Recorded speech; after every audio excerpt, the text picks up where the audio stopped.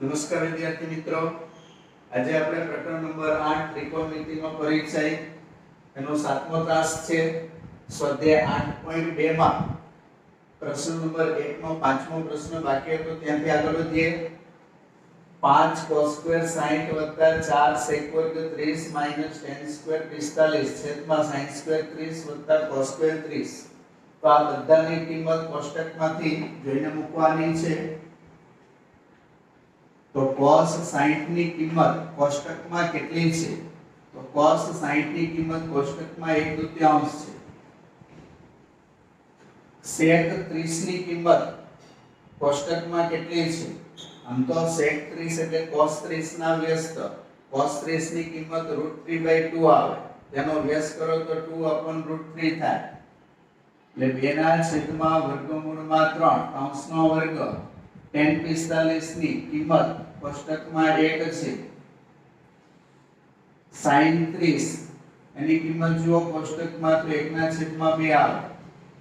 cos 30 ની કિંમત કોષ્ટકમાં √3/2 આવે. આ બધી કિંમતો મુકાઈ ગઈ. હવે આપણે એનું સાદુરૂપ આપીએ તો 5 ગુણ્યા 1/2 નો વર્ગ કરો તો 1/4. અહીંયા વર્ગ કરો તો 4/3 અને 1 નો વર્ગ કરો તો 1 છેદમાં 1/4 વર્ગમૂળમાં 3 નો વર્ગ 3 2 નો વર્ગ 4. તો અહીંયા આવશે 5/4 16/3 અને 1/કંઈ નહીં એટલે 1 આખા પદના છેદમાં 1/4 + 3/4. તો ઉપર 4 3 અને 1 નો લસા કેટલો આવે? તો 4 3 અને 1 નો લસા 12 આવશે. તો અહીંયા 12 કરવા માટે 3 ગુણવા પડે તો ઉપર 3 ગુણો તો 15 થાય. 12 કરવા માટે 4 ગુણવા પડે ઉપર 4 ગુણો તો 64 થાય. 12 કરવા માટે 12 ગુણવા પડે ઉપર 12 ગુણો તો 12 * 12 થાય. છેદના પદમાં લસા 4 છે તો અંશ બેઠા મૂકી દેવાના. 1 + 3/4. તો હવે અંશના પદનો સરવાળો કરીએ તો 64 અને 15 નો સરવાળો 79 થાય. -12 અને છેદમાં 12. 3 + 1 એટલે 4 4/4 4/4 એટલે 1 થાય. એટલે પછી છેદ ન લખો તો ચાલે. તો આ બેની બાદબાકી 67/12. તો આ પદની કિંમત થશે 67/12. ત્યાર પછી પ્રશ્ન નંબર 2 જુઓ. 2 tan 30 1 + tan² 30 એની કિંમત ખાલી જગ્યા છે. આ ચાર માંથી કયો વિકલ્પ આવે?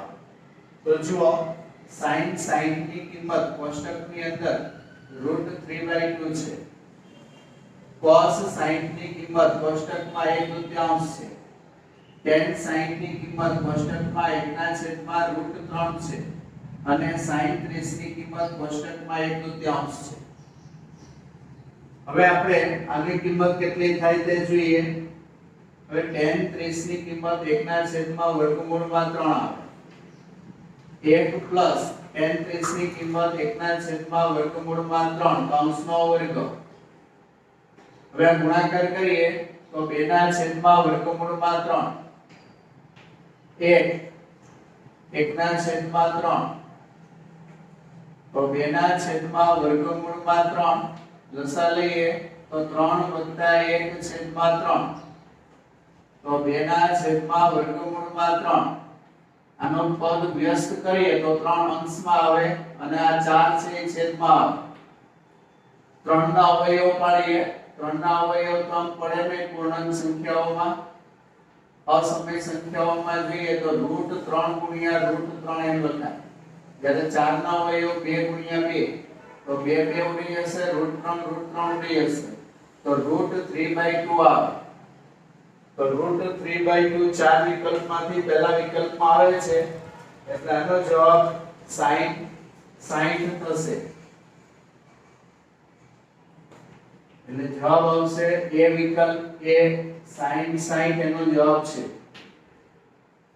ત્યાર પછી બીજો પ્રશ્ન જોઈએ 1 માઈનસ tan સ્ક્વેર 45 છેદમાં 1 પ્લસ tan સ્ક્વેર 45 બરાબર આ ચાર માંથી કઈ કિંમત લાગુ પડે હવે 1 માઈનસ tan સ્ક્વેર 45 છેદમાં 1 પ્લસ tan સ્ક્વેર 45 ની કિંમત જોઈએ તો tan 45 ની કોષ્ટકમાં કિંમત 1 છે 1 નો વર્ગ છેદમાં 1 પ્લસ 1 નો વર્ગ 1 માઈનસ 1 છેદમાં 1 પ્લસ 1 1 માઈનસ 1 એટલે 0 0 ના છેદમાં 2 અને 0 ના છેદમાં 2 એટલે 0 તો 0 જવાબ ડી વિકલ્પમાં છે એટલે આનો જવાબ છે 0 આવશે એટલે ડી વિકલ્પ શૂન્ય જવાબ ત્યાર પછી પ્રશ્ન નંબર 3 a બરાબર કેટલા માપનો ખૂણો હોય તો sin 2a અને 2 sin a બંને સમાન થાય આ વિધાન સત્ય થાય તો આપણે વારાફરતી બધી કિંમતો a ની જગ્યાએ મૂકીને જોવી પડશે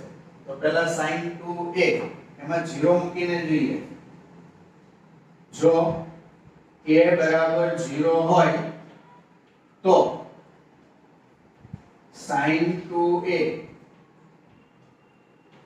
તો એની જગ્યાએ 0 મૂકીએ તો 2 ગુણ્યા 0 એટલે 0 અને sin 0 ની કિંમત 0 આવે હવે આપણે 2 sin a એમાં જોઈએ તો 2 sin a એમાં a ની કિંમત 0 મૂકીએ એટલે sin 0 અને sin 0 ની કિંમત 0 આવે અને 2 ગુણ્યા 0 કરો તો બી 0 આવે તો આમાં પણ જવાબ 0 આવે છે આમાં પણ જવાબ 0 આવે છે એટલે બંને જવાબ સમાન આવે છે તો એક ખૂણા માટે બંને જવાબ સમાન થાય તો પહેલો વિકલ્પ જ અહીંયા લાગુ પડશે a બરાબર 0 અંશ માટે બરાબર બાકીના અંશ માટે કિંમત મૂકીને ચેક કરો તો એ સમાન આવશે નહીં પહેલામાં જવાબ આવી ગયો છે એટલે બાકીના ત્રણ ચેક કરવાની જરૂર નથી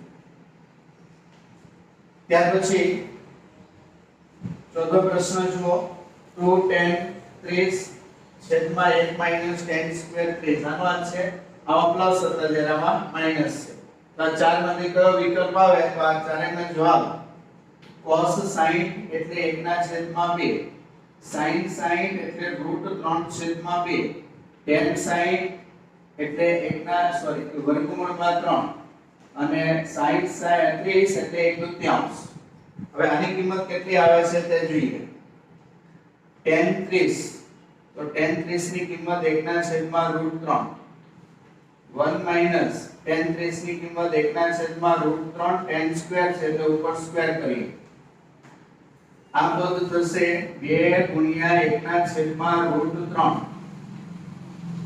1 માઈનસ વર્ગ કરો 1 નો વર્ગ 1 વર્ગમૂળમાં 3 નો વર્ગ 3 આ પદ છે 2 ના છેદમાં વર્ગમૂળમાં 3 અને નીચે લસા લઈએ તો 3 માઈનસ 1 છેદમાં 3 એટલે 2 ના છેદમાં વર્ગમૂળમાં 3 હવે આને વ્યસ્ત કરીએ તો 3 અંશમાં જશે અને 3 માઈનસ 1 એટલે 2 2 છેદમાં જશે એટલે 3 ના છેદમાં 2 3 ના અવયવ પાડીએ તો વર્ગમૂળમાં 3 ગુણ્યા વર્ગમૂળમાં 3 આ વર્ગમૂળમાં 3 વર્ગમૂળમાં 3 ઉડી જશે 2 અને 2 ઉડી જશે તો વર્ગમૂળમાં 3 આવે છે એટલે આ પદની કિંમત √3 થાય તો √3 આ ચાર માંથી કોની કિંમત છે તો સી વિકલ્પમાં tan sin ની કિંમત છે તો આનો જવાબ સી વિકલ્પ આવશે સી tan sin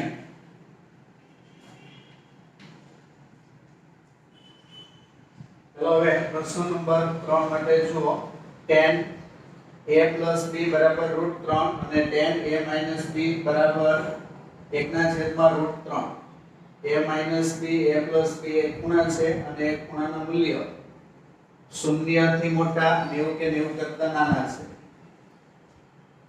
એમાં એક ખૂણો b ખૂણા કરતા મોટો છે તો a અને b બંનેના માપ શોધો તો જુઓ સૌથી પહેલા tan a + b બરાબર √3 લઈએ તો tan કેટલા અંશની કિંમત √3 છે તો tan 60 અંશની કિંમત √3 છે તો બંને બાજુ tan કેન્સલ કરો તો a + b બરાબર 60 થશે આ સમીકરણ નંબર 1 આ જ પ્રમાણે tan a - b બરાબર 1/3 આપેલા છે, તો 1/3 કોષ્ટકમાં કોની કિંમત છે? તો tan 30 ની કિંમત છે. તો બંને બાજુથી tan કેન્સલ કરો તો a - b બરાબર 30. આ તમારો પરિણામ નંબર 2 થશે. તો પરિણામ નંબર 1 અને પરિણામ નંબર 2 છે બંનેને લોપની રીતે ઉકેલીએ. તો પરિણામ નંબર 1 અને પરિણામ નંબર 2 નો સરવાળો કરતા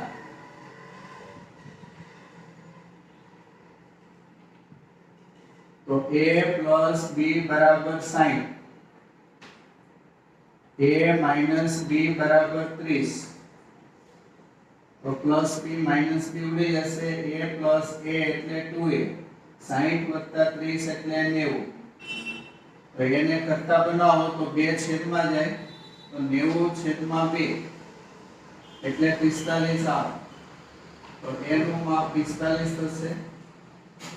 હવે b શોધવા માટે a ની કિંમત બેમાંથી કોઈ પણ એક પરિણામમાં મૂકી દઈએ. તો a બરાબર 45 ને પરિણામ નંબર 1 માં મૂકતા તો પરિણામ નંબર 1 છે a + b બરાબર 60. એમાં a ની કિંમત 45 મૂકીએ તો 45 + b બરાબર 60. માટે b બરાબર 60 - 45 તો b બરાબર 15 થશે. આવી રીતે a અને b બંને મળી જશે. ત્યાર પછી પ્રશ્ન નંબર 4, નીચેના વિધાનો સત્ય છે કે અસત્ય તે જણાવો અને જવાબની સત્યાર્થતા ચકાસવાની કીધી છે. તો જુઓ, a + b sin a + b = sin a + sin b. તો આમ જોવા જાવ તો બીજગણિતનું પદ થયું. sin ને કૌંસ સાથે ગુણો તો sin * a sin a, sin * b sin b. તો બીજગણિત હોય તો સાચું છે, પણ ત્રિકોણમિતિ માટે સાચું છે કે કેમ તો તેના ખૂણાના માપ મૂકીએ ત્યારે ખબર પડે. તો અહીંયા a અને b કોઈ પણ ખૂણા તરીકે લઈ લો. તો આપણે કોષ્ટકના ખૂણાઓની પસંદગી કરીએ, બરાબર, જેની કિંમત આપણને ખબર છે. તો a બરાબર 30 લઈએ, b બરાબર 60 લઈએ. ગમે તે લઈ શકાય. a 30 અને b 30, બરાબર, a 60 અને b 30, a 0 અને b 90, અથવા a 90 અને b 0, a 45 b 45, ગમે તે લઈ શકાય. મતલબમાં 44 ના ખૂણા પસંદ કરવાના. હવે જુઓ, અહીંયા કિંમત મૂકીએ. sin a એની કિંમત 30 મૂકીએ અને b ની કિંમત 60 મૂકીએ. તો a ની કિંમત 30, b ની કિંમત 60 મૂકો તો a + b છે એટલે 90 થાય અને sin 90 ની કિંમત 1 આવે. હવે આ પદની અંદર a અને b ની કિંમત મૂકીએ. sin a એની કિંમત 30 મૂકીએ, sin b ની કિંમત 60 મૂકીએ. તો sin 30 ની કિંમત 1/2 અને sin 60 ની કિંમત √3/2. તો છેદ સરખા છે, અંશના પદ બેઠા મૂકીએ, છેદમાં લસા 2. તો બંનેનો જવાબ સમાન નથી આવતો. આનો જવાબ 1 આવે છે અને આનો જવાબ 1 + √3/2 આવે છે. એટલે બંને જવાબ સમાન નથી, તેથી આપેલું વિધાન સત્ય નથી. તેથી આપેલું વિધાન સત્ય નથી, કારણ કે આ વિધાન તમામ ખૂણાઓ માટે સાચું હોવું જોઈએ. ત્યાર પછી થીટાનું મૂલ્ય જેમ જેમ વધે તેમ sin થીટાનું મૂલ્ય વધે છે. તો ચેક કરીએ. પહેલા 0 લઈએ. sin 0 એટલે કેટલા? તો sin 0 એટલે તો 0 થાય.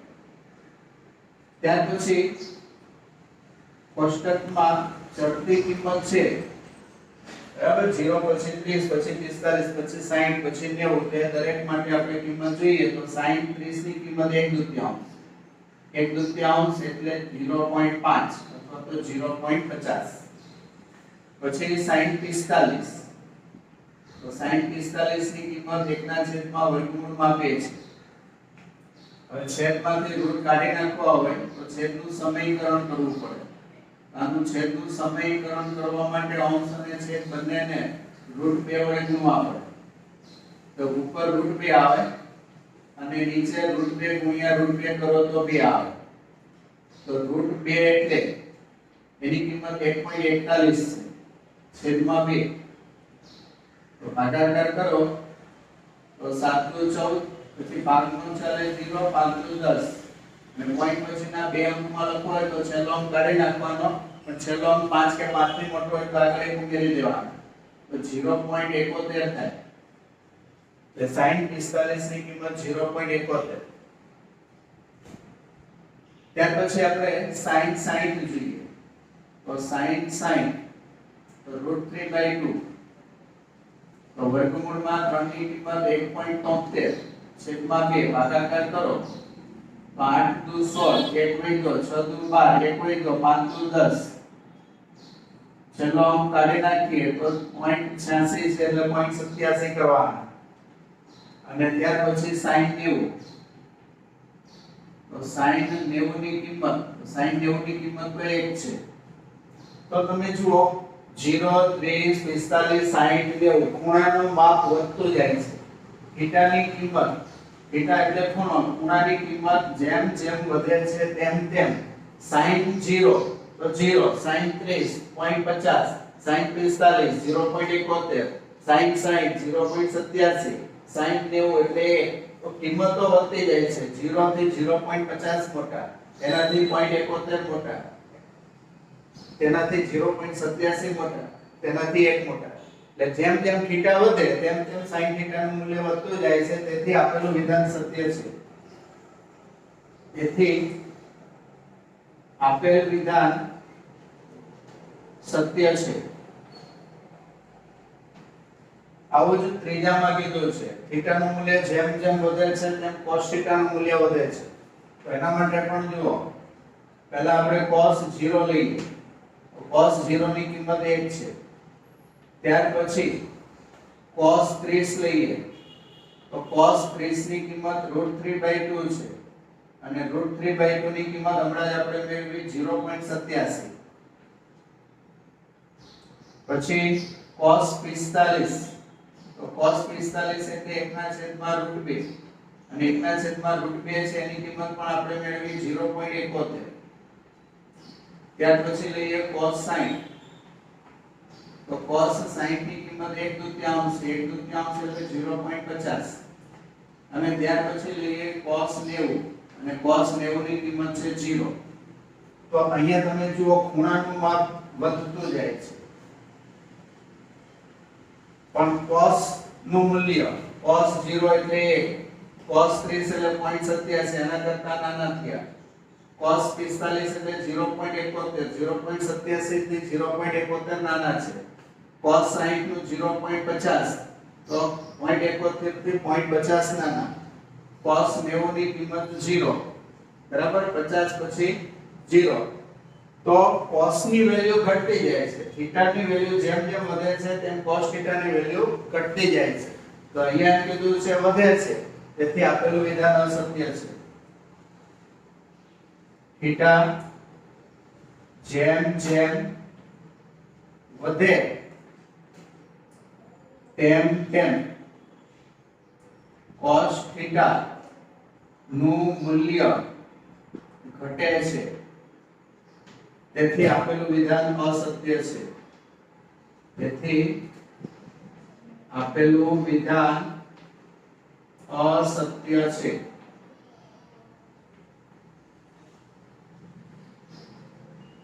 ત્યાર પછી ચોથો પ્રશ્ન, થીટાના દરેક મૂલ્ય માટે sin થીટા બરાબર cos થીટા ને કોષ્ટકની અંદર આપણે જોઈએ તો ફક્ત sin 45 ની કિંમત 1 ના છેદમાં √2 આવે છે અને cos 45 ની કિંમત 1 ના છેદમાં √2 આવે છે.